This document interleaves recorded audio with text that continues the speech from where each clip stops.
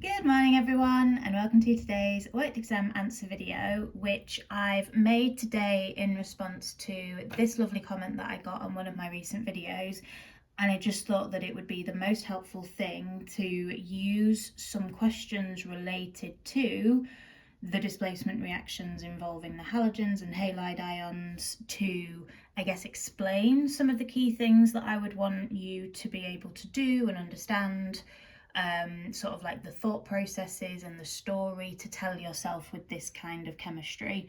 Now, the group 7 stuff is inorganic chemistry, and I guess a general theme for that is there are more factual things to just learn in terms of colours, observations, trends, but where possible, we obviously want to be able to reduce the amount of rote learning involved, and that's what I hope some of what I'll talk through in this video will enable you guys to do. So with the group 7 reactions, we've got the reactions of the halogens, and that's assessing their ability to be oxidizing agents. And then we've got the reactions of the halide ions, which is assessing their ability to be reducing agents. And for this video, as per the comment and the request, I'm going to cover the oxidizing ability of the halogens. Now, this, in terms of how to approach this, I personally hate thinking about terms like oxidizing agent and reducing agent. My brain always has to give the definition for those terms, which is therefore one of the I guess things that I always recommend to students to do as well. So for example, this question here, what is the best oxidizing agent? Before I do anything else, my brain is going, an oxidizing agent will oxidize something else, and in the process is itself reduced. And then it's kind of telling myself that story of, well, if a halogen wants to be reduced, what does that mean? So reduction is gain of electrons. And so if a halogen atom is wanting to gain an electron to become a halide ion, which halogens will find that easier to do? Well, they all want to gain one electron to form an ion. So it's not to do with, like, obviously their group, they're all in group 7, they all have the same number of electrons in the outer shell. So the only thing that can be influencing how easy it is for a halogen to gain an electron is the size of the atom. And we've got fluorine at the top of the group, which is the smallest halogen because it has the fewest number of electrons and thus the fewest number of electron shells. Whereas as we go down the group, for every element we go down, we've got an extra electron shell. So there is an increased distance between the nucleus and the outer electron shell, which is where the electron would be gained into. So iodine is at the bottom of group 7 for the elements we need to be aware of, and that's the largest of all of the atoms, so that is going to find it the most difficult to gain an electron and become an ion. And so long as you can tell yourself that story and you have a general awareness of oxidation and reduction and kind of the atomic structure side of things in terms of size and attractions and distance and shielding and that kind of stuff, that then becomes an easier question than just having to remember fluorine's the best oxidizing agent. Because my brain, and I've been doing this a hell of a long time, my brain wouldn't think that way. My brain, as I've just said, and I'll make some points now, would do the following. So when we're thinking about any oxidizing agent, this doesn't have to apply for group 7, we're thinking about an oxidizing agent is itself reduced. And I guess that's the most important part of the definition here. Yes, it's going to oxidize something else, but for us to be able to tell ourselves the story, we need to know it itself is reduced. So the halogens want to gain one electron. In terms of that's why they're going to react. And obviously, if we were applying this to group 1, for example, it'd be the opposite way round, because the group 1 elements want to lose their outer electron, whereas for group 7, non-metals, they want to gain one electron into their outer shell.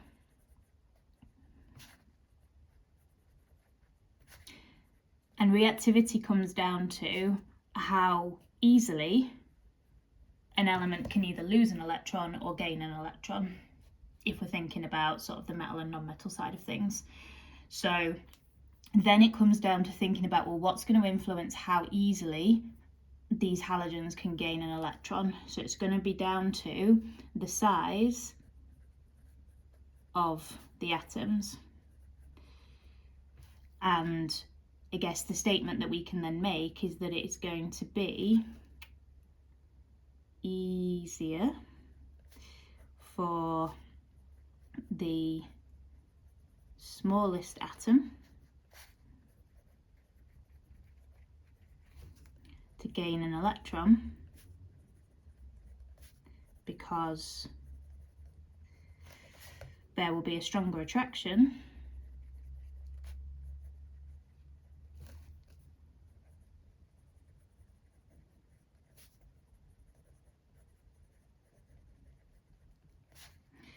between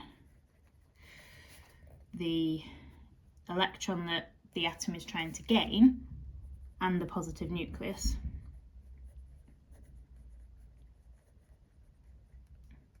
Because there are fewer electron shells, there's less shielding, so there's less getting in the way of the nucleus being able to attract that electron. So that therefore tells us that the smallest atom, which here is fluorine, that's the one at the top of the group, that is the one that is going to be able to gain an electron most easily, thus it will be reduced most easily, therefore it will be the best oxidizing agent. Now, you will see for the group 7 questions that they'll do this with best reducing agent as well. And you can tell yourself the exact same kind of story, it would just be flip reversed, because if we're looking for the best reducing agent, it will itself be oxidized. So it will therefore want to be losing its electron, and then it will be easier when the ion is bigger to lose an electron because it can't hold on to the electron as well, because the attraction will be weaker because of the bigger size. But also, I guess here, they've given us the halogen and the halide ion as an option for both the smallest and the biggest. So the other thing we've got to think about is if we're thinking about a halide, or rather a group 7, either element or ion being reduced, a halide ion is not going to be reduced because it can't gain another electron. It's got a full outer shell. That's not going to happen. So when we're thinking about something being reduced, we're thinking about atoms. When we're thinking about something being oxidized, we would be thinking about the ions. And again, so long as we can tell ourselves the story and we know, I guess, I don't want to call it like the fundamentals or the basics of chemistry, but hopefully you know what I mean by that, then we should be able to answer that. Now, of course, you wouldn't need to write all of those things down to answer this multiple choice question, but if it was an explain why fluorine is the best oxidizing agent, that's the exact argument you would need to give in terms of we're thinking about how easy it is to gain an electron into the outer shell and why that is the case for fluorine. Now, I guess the proof that this is true, not that obviously, well, I can tell you it's true, but there is chemical proof that it is true, and that comes from our displacement reactions. So when we're thinking about the best reducing agent, we react the halide ions with sulfuric acid, and again, those observations are proof of that trend. Here, for the trend in the oxidizing abilities, we're using displacement reactions. So I guess for something like question A, when you're thinking about which equation shows a redox reaction that does not occur, what you want to be thinking about is, okay, well, let's first of all have a look what type of reactions we've got here, and they're showing us potential displacement reactions. And as soon as you've kind of figured that out, it's then going to be linking that to what we've just talked about in terms of the smaller atoms are going to be able to displace the larger ones from the compounds because the smaller ones want to gain that electron more easily, and so fluorine is going to be the most reactive halogen, and they're going to get less reactive as you go down because of this trend. So what we're therefore going to need to do is kind of look at where these elements are in group 7, like so. Obviously, you'll have your periodic table. So can bromine displace iodine? Well, is bromine smaller than iodine? Yes, it's higher up the group, smaller atom, therefore it will be reduced more easily than the iodine. Now, I know the iodine already has the electron because it's an iodide ion in this compound, but if the bromine can be more easily reduced, then it's going to be able to kind of steal that electron from the iodine and be like, no, I want it more than you, so skedaddle kind of thing. I know that's not very chemistry, but that's how it's working. So we're looking for the reaction that does not occur. The top one will, so therefore that's not our right answer. Can chlorine displace iodine? Yes, because chlorine is smaller than iodine, so that reaction will happen. So again, that's not our answer. Can chlorine displace bromine? Yes, because chlorine is more reactive than bromine because the chlorine is smaller than bromine. So therefore, the one that does not occur has to be the bottom one by process of elimination. But we can also see that in this bottom reaction, they're trying to say that iodine would be able to displace bromine, which it absolutely can't do because the iodine is bigger than bromine, and thus the bromine, which is already a bromide ion here, is not going to give up that electron because the iodine is not more readily reduced than bromine. So that then comes down to the trend in reactivity, which again comes back to this argument here. And I guess, again, that's something that can be worked out. Yes, you probably want to remember the trend that the group 7 elements are more reactive as you go up the group, or they get less reactive as you go down the group. But again, if you forget that, being able to work it out by thinking about this stuff is going to be useful, hopefully. And again, it's more about being able to reduce the amount of stuff you have to rote learn. And yes, sometimes it will be more efficient to just rote learn something, but brains and exams don't work at full capacity sometimes. You know, the nerves and the anxiety make us forget things. So if we then have the ability to work things out in that instance, then that's great. Now, as I said, there are some things that we just have to know, and one of those is going to be colours. So in these displacement reactions that do occur, we need to be aware of what we are going to observe in successful displacement reactions. So again, quick scan of the options shows us that we are looking at displacement reactions again here. Now, I guess there's two things we could do. Again, if we forget which is the dark brown solution, we can have a look to see which of these displacement reactions will actually occur in the first instance using the same logic as above. So can chlorine displace fluorine? No, because chlorine is less reactive than fluorine, so that one wouldn't even work as a reaction. Sodium chloride and bromine, again, bromine's not going to be able to displace chlorine, so that reaction just physically does not work. So that's the top two ruled out straight away, even if we've forgotten what the dark brown solution is. Can chlorine displace bromine? Yes. Can bromine displace iodine? Yes. So we've whittled it down to these two. Now, in terms of our observations, in these displacement reactions, it's always the halogen getting displaced that we observe. That gives us the colour change and the observation that we see. So the products of this reaction, which is not going to be balanced, will be 2 lots of NaCl and then Br2, both as aqueous solutions. And if we do the same for the bottom equation, we're going to make 2 lots of NaBr and I2, both as aqueous solutions. So the observation of the dark brown is caused by either the bromine or the iodine that's been displaced, and that will always be the case.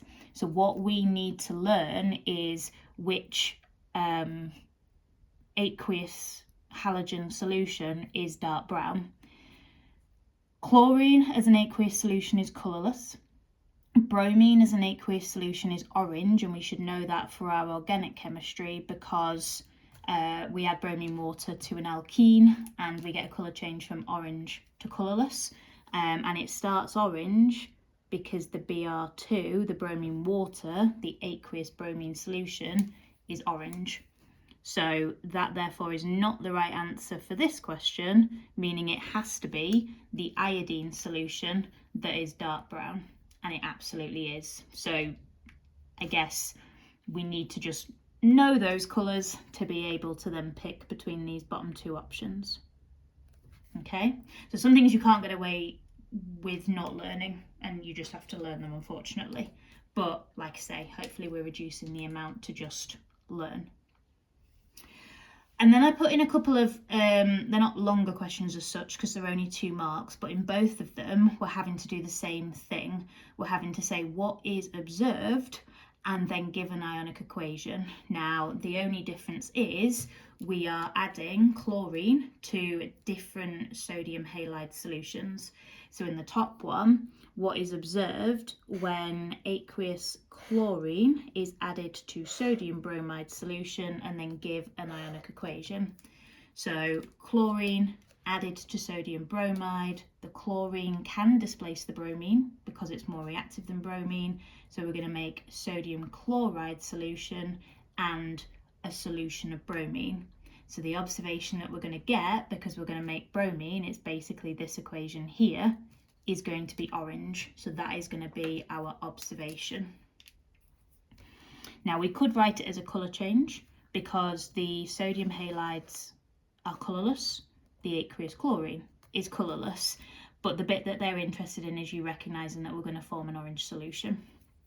So orange solution, and then for context, which would be of our Br2 AQ forms. Now in terms of these ionic equations, the equation that we have written here, that's the full chemical equation, and an ionic equation looks slightly different from that in the sense that we only include the ions involved in the reaction. Now, it might be that you want to start by writing a full chemical equation before you write an ionic equation. That's not a bad tactic at all if you find the ionic equations difficult. So our overall chemical equation, 2NaBr plus Cl2 makes 2NaCl plus Br2. And it might also be that you want to write your equation before you think about your observation, because you're probably having to kind of think about this anyway to know the bromine's being displaced, to then know that you're getting that orange solution forming. So don't feel you have to answer the question in the order that they give you the points. Now, when we're thinking about the ionic equation, as I said, we want to, I guess, remove the ions that are not doing anything. Now, there's a couple of ways, I guess, we can see whether an ion is doing something or contributing to the reaction or not. One of them is to, I guess, just looking at the formulae, we can see that the sodium starts being bonded to the bromine and it ends being bonded to the chlorine, but the sodium hasn't changed because the sodium is still a positive ion. It's +1 in this compound and it's Na+1 in this compound. So it's not changing. Whereas if we think about the other species, the bromide ion is becoming a bromine atom, or the 2 bromide ions are becoming 2 bromine atoms, forming a molecule, and the 2 chlorine atoms in the molecule are becoming 2 chloride ions. So they're both changing, the sodium is not. And we could also look at it from like an oxidation state point of view. So oxidation state of sodium in the compounds is +1 in both, the Br is -1, Cl is -1, as elements these are 0. So again, the oxidation states that are changing are of the bromine and the chlorine. So therefore the sodium is our spectator ions. So essentially what we would then say is we're going to scrap those from our equation. So get rid of all of your spectator ions, which is the fancy word for them saying they're not doing anything in this reaction. Everything is happening around them, kind of thing. And then when we rewrite it, we wouldn't just write it as 2Br because these are Br minus ions, and obviously we don't write the charge when it's a part of a compound, but if we're saying we can remove the positive ions from the equation, we can't remove them from the actual reaction, but we need to keep, or we need to now show, I suppose, that we've got bromide ions, and we need to obviously keep the balancing number as well. So we're literally scrapping the Na, putting the charge on the Br minus. And then the chlorine isn't changing because that's not an ion, first and foremost. It's atoms to make a molecule, so that has to stay the same. And then on the other side, getting rid of the sodium from here, we're going to have 2Cl, but again, we now need to show the charge on those ions as minus. And then again, the Br isn't changing because it's not an ionic compound, it's atoms of a nonmetal joined as a molecule. And it might be that you're happy writing the ionic equation straight away because you're recognizing that it's non-metal displacement, and you recognize that actually if it wasn't sodium bromide, it could be potassium bromide, lithium bromide, ammonium bromide. The cation isn't really relevant. So it might be you feel perfectly happy writing the equation in the black straight away, but there is nothing to stop you for any chemical equation writing the full balanced equation first and then cancelling the spectator ions. Okay? And it would be the same skill for the next question. The only difference, like I say, is that we're now thinking about bubbling chlorine gas through a solution of sodium iodide instead of sodium bromide. Now, one thing that I just thought then, apologies, is that because chlorine is a gas here, we should probably always have state symbols in our ionic equations, whether they ask for them or not. So that's why it's important there that they've told us that we're going to make a gas. But up here, I therefore need to put my state symbols in. So it says aqueous chlorine, so that's AQ, added to sodium bromide solution, so that's AQ. And then what we need to, I guess, appreciate is that both of these will also be aqueous.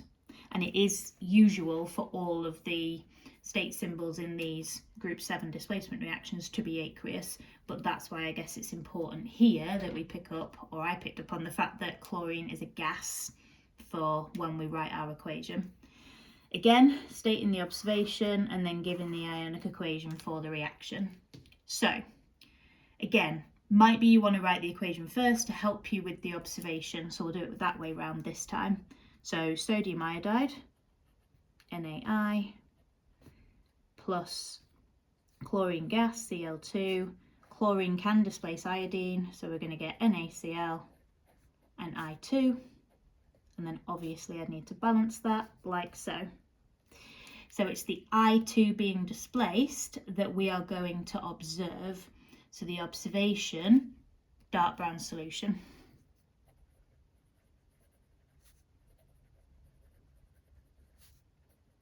Will form.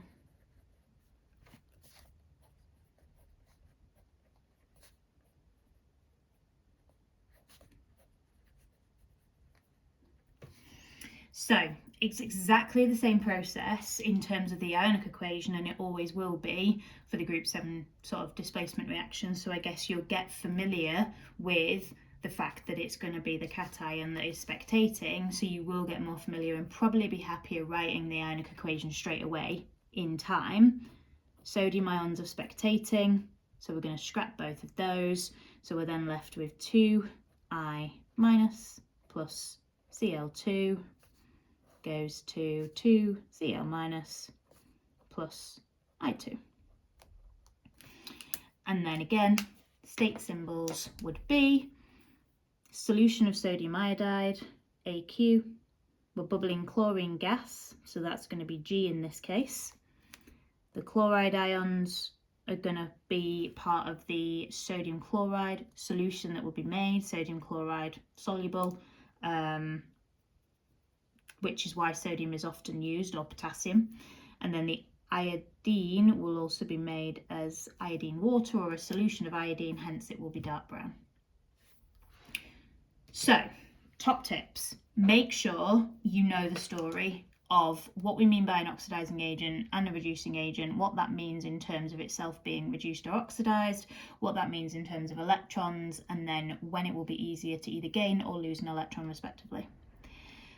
The proof of this trend is in our displacement reactions. So because we're thinking about how easy it is for something to be reduced and gain an electron, fluorine is the most reactive group 7 element. So that therefore should enable you to work out where displacement is or is not occurring.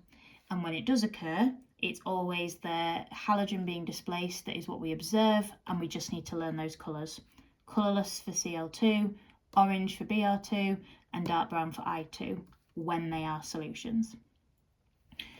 When it then comes to our ionic equations, the key thing is we are removing the spectator ions. We are removing the ions not involved in the reaction, that are not changing, that are not responsible for the observations that we make. So in both of these cases, we've scrapped the sodium ions and we have rewritten the equation without them, changing the ionic compounds into individual ions, crossing the sodium ions out and being left with the bromide and the iodide ions respectively.